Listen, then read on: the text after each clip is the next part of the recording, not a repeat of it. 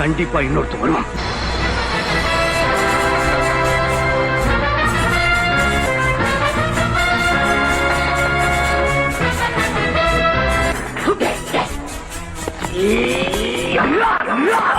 நடு ரோட்ல பல பேர் பாக்குற போது துரத்தி துரத்தி கெடுக்க நினைச்ச ஒரு காக்கி சட்டை போட்ட ரவுடியை தான் அடிச்சேன். அடுத்த வீட்டு பொண்ணுகளையும் அக்காவா தங்கச்சியா அம்மாவா நினைக்கிற குணம் உங்க எல்லாருக்கும் என்னைக்கு வருதோ அன்னைக்கு தான் காப்பாத்தணுங்கிற எண்ணமும் வரும். ஐபிஎஸ் படிச்சுட்டு வந்திருக்கீங்க, நான் ஐஎஃப்எஸ் படிச்சுட்டு வந்திருக்கேன்.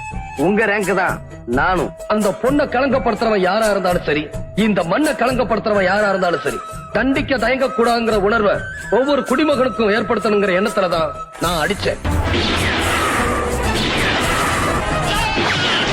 குற்றவாளிகள் அழிச்சா மட்டும் பத்தாது, குற்றவாளிகளை உருவாக்க காரணமா இருந்தவங்களை அழிக்கணும். அதனாலதான் வீரபத்திரன் உருவாக காரணமா இருந்த எம்எல்ஏவை சுட்டேன், டிஎஸ்பி சுட்டேன், அவங்களுக்கு துணையா இருந்த கலெக்டரையும் சுட்டேன். Download ShareChat.